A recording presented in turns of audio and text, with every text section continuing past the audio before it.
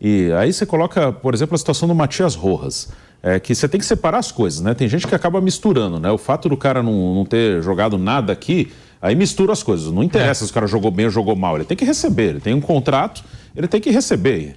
Então se o Rojas estivesse arrebentando, iam estar pagando tudo em dia, ia estar tudo certinho? Provavelmente não, porque fizeram uma contratação, a gestão anterior, que não tinham condição de pagar, em valores muito altos. E aí, onde eu acho que a atual gestão também tem a sua culpa no caso do Matias Rojas. Eles assumiram, no fim do ano ele ameaçou sair, aí teve uma conversa, né, com o Augusto Melo, houve um acordo para pagarem o que estavam devendo para ele, né, dívida da antiga gestão, mas a nova gestão fez um acordo. E segundo os relatos dessa semana, não cumpriu, pelo menos nesse último mês, e o jogador foi embora. E onde eu acho que entra, né? Aí vão falar, eles pegaram a dívida do outro. Mas se coloca no lugar de quem está precisando receber, de quem tem uma dívida de milhões. Fala, tá bom, eles pegaram agora, eles assumiram agora, a dívida é da outra gestão, mas espera aí, eles estão devendo aqui para mim e o diretor financeiro dá uma entrevista e diz que um jogador contratado vai custar 2 milhões de reais por mês. Foi o caso do Igor Coronado, o diretor financeiro falou isso. Eles devem para mim e compram o Mateuzinho por 4 milhões de euros. Eles devem para mim e compram o Pedro Raul por 5 milhões de dólares. Então, nesse ponto, a diretoria atual também tem culpa. Uma coisa é o desempenho do Rojas, que foi péssimo. O Rojas, dentro de campo, não vai fazer nenhuma falta. Mas ele tinha um contrato feito pelo Corinthians e ele tinha que receber. São coisas diferentes, né? O fato do desempenho em campo e a dívida que tem com o jogador, que tem que ser paga, claro. E outra coisa que eu reprovo é quando o dirigente, né, Mauro, chega com aquele discurso dizendo assim, não, porque o salário está em dia. O que não está em dia é o direito de imagem, né? Como se o jogador não tivesse direito a receber direito de imagem. No caso aí do Matias Rojas, o presidente do Corinthians admitiu uma dívida de mais de 8 milhões de reais com o Matias Rojas, Mauro César. Pois é uma, digamos assim, alegação, argumentação tacanha até, né? Quando você deve só direito de imagem e paga o que está em carteira, o jogador não pode entrar na justiça, né? Quando você deve 3 meses de salário na carteira, o jogador pode requerer a rescisão e tudo mais. Então é muito comum clubes que não pagam em dia fazerem esse tipo de coisa, né? Paga ali o que está na carteira, mas fica devendo o direito de imagem. É dívida, é remuneração do atleta, é o acordo que não está sendo respeitado. Isso precisa acabar, né? Se tivéssemos aqui regras severas de fair play financeiro e afins, os clubes não fariam mais isso, porque eles saberiam que poderiam ser punidos e aí teriam que andar rigorosamente na linha, ou seja, todo mundo ia gastar aquilo que arrecada, dentro do que pode pagar, e não contratando sem nenhum tipo de controle. E evidentemente, esse tipo de argumentação, não, está atrasado só o direito de imagem, isso engana quem quer, só ilude o torcedor que quiser ser iludido. O cara que tem consciência vai saber, o meu clube não está pagando salário em dia dos caras. E por que não faz isso, né? Então, é uma coisa muito antiga, né, que continua, aliás... a gente percebe também uma pegada muito anos 70 até, né, dessa diretoria do Corinthians, né, uma coisa bem assim de outros tempos, de um futebol que passou e que hoje exige muito mais profissionalismo, seriedade, comprometimento, compromisso com as suas obrigações sendo respeitadas e tudo mais. Mas não é o que acontece, né? Longe disso. E o Rubão falou, né, Mauro, acabou a farra de Flamengo e Palmeiras. Flamengo ontem campeão da Taça Guanabara, Flamengo... A gente sabe, tem potencial para conquistar também os grandes títulos, brigar pelos grandes títulos da temporada, um clube organizado. Palmeiras também, clube extremamente organizado. Então a farra desses dois não acabou. A do Corinthians a gente está esperando, né? Talvez. Esperando começar, né? Como eu disse o Bruno, já faz tempo que o Corinthians não faz farra, né? Porque ele não tem conseguido... Isso não é por acaso, né, gente? E coincide justamente com a virada do Palmeiras do Flamengo. O Corinthians foi campeão em 2017, o Palmeiras em 2016 já tinha sido campeão brasileiro, em 15 Copa do Brasil, dali ele só cresceu. E o Flamengo começa a ganhar os seus títulos a partir de 19. Então, quando o Corinthians sai da briga pelos títulos, na maioria das vezes, né, conseguindo uma vez ou outra ali, como foi na final da Copa do Brasil ano retrasado, esses clubes acabam tendo aí um certo domínio, né? E que deve continuar, né? Deve continuar. Ano passado foi péssimo para o Flamengo, mas esse ano a tendência é melhorar. O Palmeiras continua, mesmo que perca. Foi eliminado pelo Boca e pelo São Paulo numa mata-mata em casa. Não ganhou o brasileiro. É bicampeão paulista. Tem a melhor campanha. Está classificado há um tempão. O Palmeiras não fica nessa situação do Corinthians aí, né? Não, tem que fazer conta, depender de outro resultado. Não, se classifica e acabou. E quando o Corinthians consegue empatar com o Palmeiras, como disse o Flávio, aí vira um negócio heróico. Porque empatou com o Palmeiras. Tem gente chamando de a Batalha de Barueri. Pois é, porque empatou. Tudo bem, tinha menos 2 homens. Foi, de fato, uma reação espetacular. Ali um momento que os jogadores, né, foram muito bem e tal, o próprio técnico escapando de uma derrota, mas de 15 jogos mais recentes, o Palmeiras só perdeu 1 para o Corinthians. Então, assim, me impressiona assim, as pessoas muitas vezes se contentarem com tão pouco e não atacarem o X da questão mesmo, o problema real, né? Que é estrutural, é fora de campo. Dentro de campo apenas desemboca aquilo que de errado acontece fora dele. Ô Flávio, eu nem vou entrar no mérito de organização do Corinthians 2017, que foi campeão paulista, campeão brasileiro, aquele time do Fábio Carille. Nem vou entrar no mérito aqui de organização e não vou avaliar aquela diretoria. Mas o Corinthians começa aquele ano de 2017 sem muita empolgação. Criou até aquela história, né, de quarta força, começaram a chamar o Corinthians de quarta força e o Corinthians campeão paulista e campeão brasileiro. Agora o Corinthians em 2024, começa o ano com essa empolgação, Gabigol, acabou a farra, contratando jogador aqui, jogador ali e já foi eliminado do Campeonato Paulista. Essa empolgação, Flávio, de fato, também atrapalhou o Corinthians? Olha, Pedro, 2017 foi um ano muito esquisito no Corinthians. Eu lembro que o Carille estava começando ali, ele tinha saído, ele volta, e o próprio Carille se surpreendeu com o que aconteceu. Ele acerta um sistema bem simples, e a coisa começa a funcionar, o Jô fazia gol todo jogo, era 1-0 gol do Jô, não era um Corinthians espetacular, mas não vamos discutir com quem ganha. E ele ganha o primeiro turno de uma maneira espetacular, lembrando que o Botafogo fez esse ano, só que ele não sofre uma queda como o Botafogo sofreu. Então ele ganhou. O Corinthians, ele deixou de fazer uma performance interessante no Campeonato Paulista, Pedro. Isso é muito grave. O Campeonato Paulista, eu falo sempre, é a especialidade da casa do Corinthians. O Corinthians no Campeonato Paulista consegue coisas, não consegue nada. E aí fica essa restrição de dá um tempo, né? Aquilo que está todo mundo cobrando, dá um tempo, faz um time mais modesto, diminui a folha de pagamento e fica um tempo sem ganhar. O Corinthians, ele está um tempo sem ganhar, mesmo sem essa restrição. Ele vai aumentando a dívida dele, a folha de pagamento dele é enorme, o Vampeta falou outro dia aqui, 3ª ou 4ª do Brasil, e não ganha nada. O Corinthians custa caro e é um time ineficiente. Se ele tivesse um time menos eficiente ou menos caro, ele não seria pior do que esse que está aí. Porque esse aí não ganha nada. O máximo que poderia acontecer é não ganhar nada. Esse time, se você olhar rigorosamente, é um time para você colocar entre os rebaixáveis no Campeonato Brasileiro. Porque você começa a olhar assim, você fala, bom, Palmeiras, Flamengo, Atlético, né? São Paulo está melhor nesse momento. Aí você coloca o Bragantino, você coloca o Inter, coloca o Grêmio, nós já estamos com 7 aqui. Bahia, Fortaleza. Libertadores é um sonho quase impossível.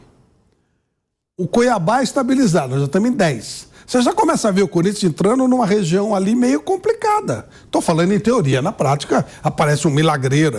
Mas na teoria, o Corinthians é um time que vai brigar na parte de baixo da tabela, custando o que custa.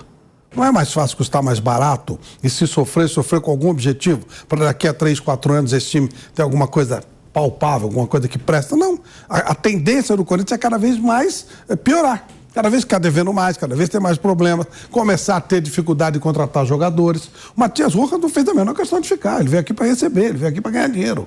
O Matias Rojas não veio aqui para ouvir Timão, nada. Ele veio aqui porque ele é um cara paraguaio, jogava na Argentina, veio aqui por causa de dinheiro. Que é óbvio, é um profissional, tá tudo certo. Não pagam, ele vai embora. Não tem essa coisa de, nossa, vou jogar no Corinthians, daí que vai jogar no Corinthians. Ele vai começar a ter dificuldade até para contratar um jogador, porque essa fama vai pegando. Quem quer fazer negócio com o Corinthians? Teve já o caso do Fausto Vera. Na Argentina o mercado já vai ficando complicado. O Tajeres engrossou pra caramba para liberar, porque sabe que é um mau pagador. Quem foi que fez seguro de dívida aí para fazer negócio? O Flamengo, né? Com o negócio do Mateuzinho. Fez um seguro... Foi isso, né, Mauro? Seguro... Anticalote. Seguro anticalote. Gente, é o Corinthians, pô. É o Corinthians. 30 milhões de torcedores. Pessimamente administrado. Isso é culpa, evidentemente, da direção anterior, mas o pior é que a atual não está com cara de querer mexer nisso. Está aumentando cada vez mais o custo da folha, ou deixando igual. E é um time ineficiente, não ganha nada. É eliminado na primeira fase do Campeonato Paulista, que é um vexame, é uma vergonha. Não tem sentido isso. Como é que você pode ser eliminado num campeonato de nível tão baixo, na primeira fase, com uma rodada de antecedência? Pelo amor de Deus, né? Realmente a perspectiva não é das melhores, não. E não só o Flamengo, o Santos Laguna do México, o Tajeres, também colocaram essa cláusula anti-calote no contrato, com medo de não receber. Legal, né? Não receber aí pelas transferências. Mas a gente está falando desse Corinthians eliminado no Campeonato Paulista. Nós temos a declaração do Augusto Melo sobre o Matias Rojas, porque agora é oficial, Matias Rojas não é mais jogador do Corinthians, as partes estão se resolvendo aí sobre o parcelamento da dívida, como que vai ficar o pagamento no final das contas. Ontem, ao passar pela zona mista da Arena do Corinthians, o Augusto Melo conversou com a imprensa e disse o seguinte, abre aspas, a questão está resolvida. É que realmente ele não estava mais contente, ele não quer ficar mais. Me explicou que queria ficar com a família. É assunto encerrado. O mais pesado da dívida é direitos de imagem, porque nunca foi pago. Acumulou muito. O salário dele, CLT, está em dia. É uma situação complicada. É daí 8 milhões de reais para mais. Falei com ele, falei com o empresário. Eu mesmo tomei a frente e vamos resolver. Aí, portanto, a fala de Augusto Melo, presidente do Corinthians, sobre o Matias Rojas, não é mais atleta do Timão. O Corinthians, que no começo da gestão do Augusto já tinha feito um acordo com o Matias Rojas, se acertaram, o Corinthians pagou a primeira parcela em janeiro, não pagou a segunda. O Matias Rojas, que já havia ameaçado o Corinthians de entrar na FIFA, de buscar os direitos dele, ficou chateado e não vai mais voltar para o Corinthians. Isso aí está me lembrando quando teve um tempo na Ponte Preta, pouco antes do Carneiro assumir, que depois ele ajeitou lá tudo e tal, que o Ronaldão, campeão do mundo de São Paulo, da seleção brasileira, ele foi trabalhar de espécie de gerente da Ponte, um executivo de futebol e tal. E não recebeu um centavo. Nada. Ficou lá um ano e meio, nada. Aí uma hora ele ficou com o saco cheio e foi embora, né? E aí eu encontrava o Ronaldão e falava, ô Ronaldão, que ingratidão, hein? Só porque você não recebeu nos últimos 24 meses, você foi embora? É mais ou menos isso. Augusto Melo não queria ficar mais. Lógico que ele quer receber. Paga pra ver se ele não quer ficar. Ele quer ficar no lugar onde ele recebe, ué. Não é? É um profissional como qualquer outro. Outra coisa, você tinha até falado, né, Pedro? CLT tá em dia, é 10%. 90% não tá. Pô, o cara tá com a CLT em dia, com 10%. Ah, pelo amor de Deus, né, gente? Isso é uma coisa ridícula, não tem o menor sentido. A diferença de imagem não tem como, faz parte do pagamento do jogador. Não, que eles tentam, de alguma forma... a principal parte. Sim. Eu falei 90, pode não ser 90, 70. A parte maior sempre é no direito de imagem, sempre. Coisa que, aliás, os clubes não usam, né? Você não vê jogador sendo usado a imagem dele pelo clube. E paga uma fortuna. A maior parte... Normalmente, bem maior é a parte dele. 60-40, né? A lei permite que você coloque até 40% de direito de imagem. Pode ser menos, pode ser mais.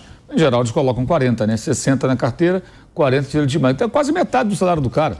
É 40%, né? É uma mixaria. Você imagina um jogador que ganha, por exemplo, 500 mil reais, né? 40% disso vai dar 200 mil reais. Não é isso? Sim. Pô, você deve 200 mil um mês, outro mês 5 meses, é R$1 milhão. Atrasa 5 meses direito. E atrasa, 3 meses. O cara trabalha a vida dele em cima disso, né? É lógico, ele tem aquele padrão de vida, tem aqueles investimentos. Ah, mas é muito dinheiro, mas o cara ganha isso. Então ele planeja em cima disso. Eu ganho 500 mil, pago tanto de imposto, pago aqui o meu empresário, posição e tal, eu tenho uma renda líquida de tanto. Em cima disso ele pode, por exemplo, vou comprar apartamento, posto de gasolina, terreno, fazer investimento. Agora que ele emite a nota. Exato. E ele paga o imposto. Paga o imposto e não recebe. Aí ele paga o imposto. Ele emitiu a nota, no mês seguinte, no dia 20, vai lá, pumba, tem que pagar o imposto sobre a nota que ele emitiu. Ele não recebeu aquele dinheiro. Então ele vai ter que tirar do dinheiro que recebeu na carteira. Não está certo, é absurdo. O jogador, quando fica revoltado e tudo, é o que eu falo sempre que quando o Vampeta está aqui, ele não está aqui hoje, mas eu sempre falo para ele. O grande erro do Vampeta, no finge que joga, finge que paga, do Flamengo, é fingir que joga. Tem que não jogar, que fez o Rojas agora. Eu não vou jogar. O Daniel Alves... Bem, não estou falando da questão do Daniel Alves lá da prisão, do estupro, não. O Daniel Alves do São Paulo. Ele falou um dia, não vou, mas também estava certo. Ali estava certo. Claro que estava. A gente sempre ressalva com o Daniel Alves porque, né, às vezes as pessoas entendem e estão misturando os assuntos. Aliás, ontem o Tite foi muito bem ao se retratar da sua equivocada declaração na coletiva anterior. Então, o Daniel Alves chegou um dia e falou, não vou mais. E o São Paulo faz o quê? Nada. E o pior, ainda está pagando até hoje a ele, né? Porque deve, então fez um acordo pagando até os 42, 43 anos. É o dinheiro do cara, gente. Não importa se o cara ganha muito, ganha pouco, o que está combinado. Da mesma maneira que a gente cobra que o jogador se dedique, que ele seja responsável, seja bom profissional, que ele corresponda em campo. que ele não fique na farra, ele chega em campo e não consegue correr, né? É o que eu falo assim, a vida profissional do jogador de futebol não me interessa, mas no momento que ela interfere no campo, ela passa a interessar o torcedor. Porque se o camarada não se cuida fora do clube, ele não consegue jogar. E aí interessa ao torcedor, interessa ao clube que está pagando, ele não está entregando. E por quê? Porque ele não se cuida. O corpo é fundamental ele cuidar do corpo. Então é uma relação profissional que existe compromisso e responsabilidade de todos os envolvidos. E os clubes não pagam. Não pagam. E o pior é que quando se discute fair play financeiro, tem um bando de bobos na rede social que ficam, não, se colocar o fair play financeiro que eu quero ver para o Flamengo, para o Palmeiras, não, para ele vai ficar melhor. Para quem tem o dinheiro vai ficar melhor. Porque o fair play financeiro não impede que você gaste o que você tem. Ele é para você não gastar o que você não tem, que é o que acontece. E é lamentável que o Corinthians viva isso até hoje, gente. Assim, um clube do tamanho do Corinthians, com o potencial que tem, o tamanho da torcida, o mercado que está situado, que é o principal. Eu sempre digo, pega o PIB lá do Ceará e pega o PIB de São Paulo. São Paulo é 1/3 mais ou menos do PIB do Brasil. Ceará é uma marca muito menor. Imagina a dificuldade do Fortaleza para virar o que virou. Sim. O Fortaleza saiu da 3ª divisão, é um clube que disputa competições internacionais, foi finalista da Sul-Americana, atrai jogadores de outros países e de outros estados do Sul-Sudeste. Saem de clubes daqui do Sul-Sudeste, vão jogar no Fortaleza. Isso não acontecia no passado. E agora até virou uma segura SAF técnico, parcial, segura o treinador. E o Fortaleza, ele agora virou uma SAF parcial, mas ele não construiu isso como SAF, não. Ele construiu isso com as próprias pernas, com o próprio trabalho. Agora virou uma SAF parcial, está lá o Marcelo Paz como CEO e tal. Mas não é que o Fortaleza criou o Bahia. O Bahia ele se organizou minimamente, mas agora ele foi comprado. É um outro clube do Nordeste. É uma situação diferente. E se o Fortaleza consegue, como é que o Corinthians não consegue? E a situação do Fortaleza era horrível. Ele estava atolado na 3ª divisão, não conseguia sair. Até teve 2 ou 3 ocasiões que bateu na trave, o Castelão lotado, aí não conseguia a vitória que faria subir. Quando subiu para a 2ª, subiu para a 1ª. Hoje não corre risco de rebaixamento. Quando esteve do ano retrasado, né, na zona de rebaixamento, porque começou o campeonato disputando várias competições, no momento que saiu do mata-mata, ele foi buscar a vaga na Libertadores, ele disparou no segundo turno, fez uma das melhores campanhas. Então, se o Fortaleza, que tem dificuldades evidentemente maiores que o Corinthians, por quê? Tem uma torcida menor, mais localizada lá no Ceará, é um estado que não tem uma renda per capita, salário médio do trabalhador, do habitante, como o de São Paulo, se tem mais dinheiro circulando, e consegue, com um trabalho excelente. O Corinthians não faz porque não querem fazer, né? Sobre o Matias Rojas, eu não tenho aqui o valor exato de quanto custou o Matias Rojas, mas o pacote Rojas, a gente está falando aqui de um jogador que tinha contrato até 2027 e a legislação permite ao jogador em situações como essa cobrar o valor integral do seu contrato. Vínculo do Matias Rojas ia até 2027 e o cálculo dos seus representantes é de que o montante seja de 8 milhões de dólares, cerca de 40 milhões de reais. Então você coloca aí os salários, as luvas que o Corinthians precisou desembolsar para tirá-lo ali do Racing, já estava em fim de contrato, não teve que pagar pela transferência, o clube mais pagou para os representantes. Não estou questionando o Matias Rojas, está no direito dele de receber, mas questionando a diretoria do Corinthians que arcou com esses valores, com todo esse custo, essa operação. Um jogador que chegou com muita badalação, não é, Mauro? Chegou com uma grife aí, o Matias Rojas, que ia mexer, ia mudar esse time do Corinthians e não mudou. Você acha que ele vai fazer falta em 2024 para o Antônio Oliveira, para os planos que o Corinthians tem, para as competições que o Corinthians vai disputar? Eu acho que não. Um jogador que nunca se encaixou bem no Corinthians. É um jogador, como eu já falava no tempo, antes do Corinthians contratar, é um jogador que teve uma carreira na Argentina, que foi reserva um bom tempo. Aí no seu último ano no Racing ele virou titular, se firmou, estava na fase melhor. E a grande virtude dele é assim, um cara que bate bem na bola, é um jogador faz ali um meia pelo lado direito do campo, canhoto. Ele fez até um gol bonito do Flamengo lá no Maracanã, na Libertadores passada. Foi 2-1 Flamengo, ele fez o gol de empate até do Racing, depois o Flamengo venceu o jogo. Justamente assim, entrando na direita, trazendo e batendo com a perna esquerda, enviesado. É um jogador que tem ali uma boa virada de jogo, uma boa bola parada, mas não é um jogador assim, aquele meia constante que chama o jogo para si, sabe? Como o Renato Augusto fazia no Corinthians até o ano passado, né? Ele não tem esse perfil, não. Então, acho que é um jogador que, numa relação custo-benefício ruim, vai agora aliviar a folha, mas antes vai ter que pagar os atrasados. Então, na verdade, o Corinthians contraiu uma dívida, né? Isso na gestão anterior. Né? Mas ela se consolida agora, porque os caras não estão pagando. Né? E o mais impressionante é isso: não paga o Rojas, mas contrata o Garro.